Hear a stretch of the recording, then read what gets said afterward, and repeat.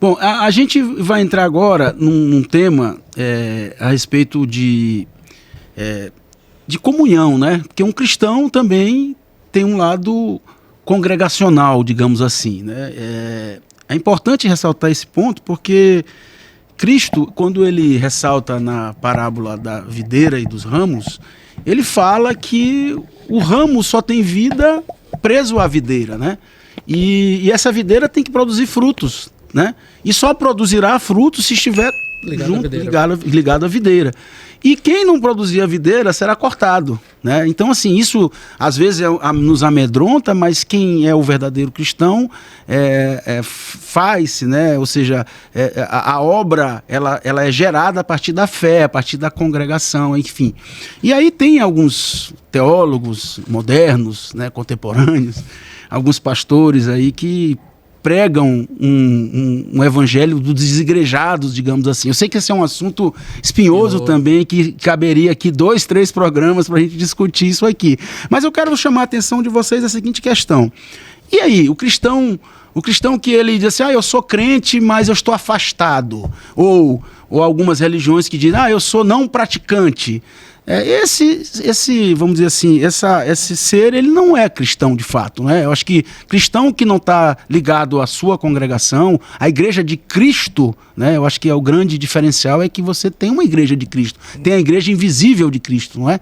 Então eu queria que vocês falassem um pouco sobre essa onda aí que está se criando, que é muito grande hoje em dia, que a gente tem que chamar atenção dentro das nossas igrejas para que isso não aconteça. Isso, na pandemia, afastou muitas pessoas, né, por conta do distanciamento, né? Mas hoje não, hoje a gente não precisa ir, infelizmente, a internet, né, ela vem para nos ajudar, mas também vem para nos atrapalhar. E às vezes às vezes eu acho que até mais atrapalha. Acho que até atrapalha mais do que...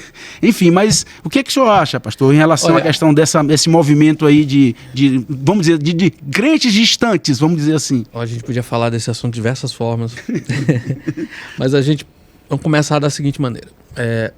Existe uma voz que se diz de verdade por aí. Não é vozes da verdade, hein? Só quero dizer isso. Não é o nosso programa. De ser de verdade, mas não é. Que diz que nosso Deus é um Deus unitário. Um Deus único em pessoa. Então, o Pai é um modo desse Deus, o Filho é um modo, o Espírito é um modo. Não são 3 pessoas em uma divindade. Isso é um ensino absurdamente não bíblico, não tá. Aliás, se você não crê que existe um Deus que é triuno, você não é cristão. Isso aí já é basilar. Sabe aquelas doutrinas essenciais? Essa é a essencial da essencial. É o que você crê, como a W. Tozer diz, que aquilo que a gente pensa de Deus é o mais importante acerca de quem nós somos. Então, nosso Deus é Pai, Filho e Espírito Santo.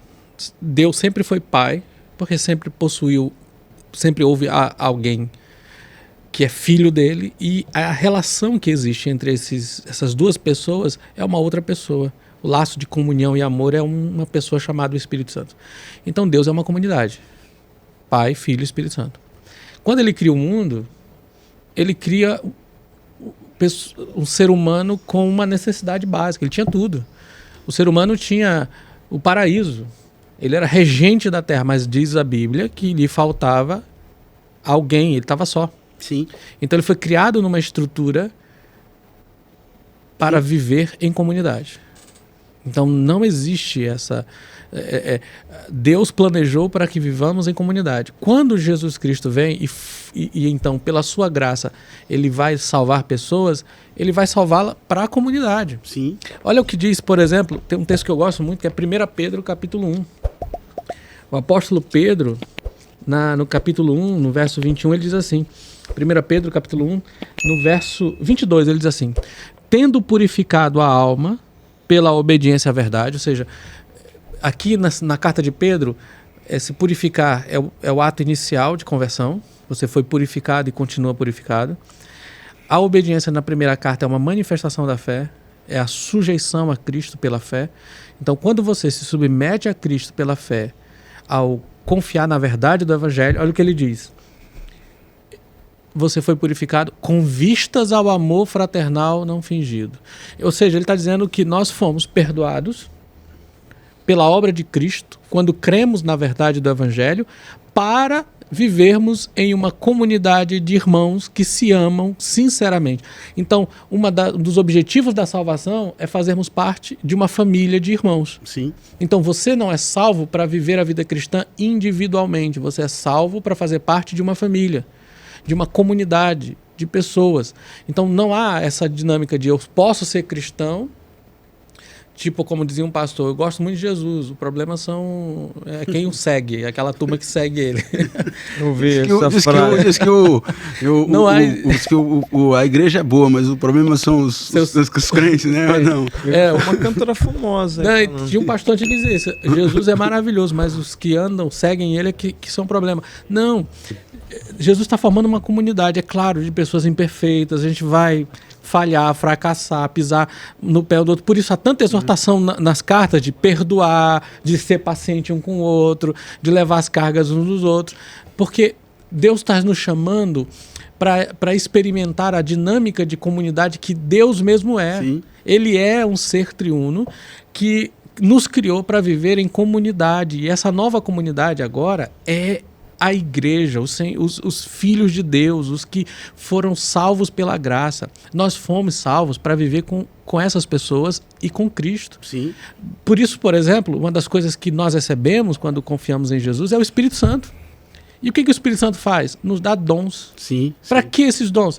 Para servir o outro. Eu ia falar isso agora. Para ajudar outra pessoa.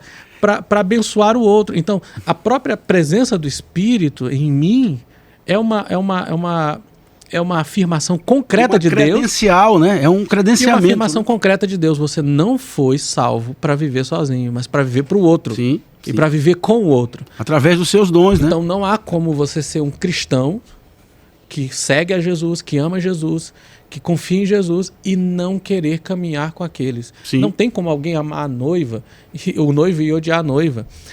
Não tem como alguém dizer que gosta do Danilo e odeia a esposa dele. É a mesma coisa eu dizer, eu gosto de Jesus, mas odeio a noiva porque ele morreu, porque ele se sacrificou, aquela por quem ele ora todos os dias, porque Hebreus vai dizer que ele intercede todos os dias pelos santos, pela igreja. Então, aquele que é objeto do amor de Jesus hoje, que é a sua igreja, né? Ele a ama, ele vai buscá-la, ele está gerindo o universo e a história para o bem desse povo, e eu estou dizendo que eu quero confiar, viver com Jesus, mas eu não quero conviver com essas pessoas. Isso não faz o menor sentido biblicamente. Então, não tem como ser um cristão e não fazer parte de uma comunidade. Agora, eu entendo, e a gente pode falar isso, que infelizmente comunidades locais podem ser absolutamente tóxicas. Algumas pessoas podem estar amarguradas e feridas. Sim, feridas, né? Por causa de coisas que ocorreram lá. Afastadas. Eu feri e já feri, fui ferido muito. Sim. Eu já feri e já fui ferido. Mas qual é a resposta bíblica para isso? É a que a Bíblia diz nas cartas. Perdoando-vos uns aos outros, assim como Deus em Cristo vos perdoou. Sim. Nós somos chamados para, se houver queixas, perdoar. E esse é o remédio, e não guardar ressentimento ou amargura. Então, perdoar, caminhar a segunda milha, sim. que é esse caminho da cruz que Jesus chamou a gente para fazer. Bom,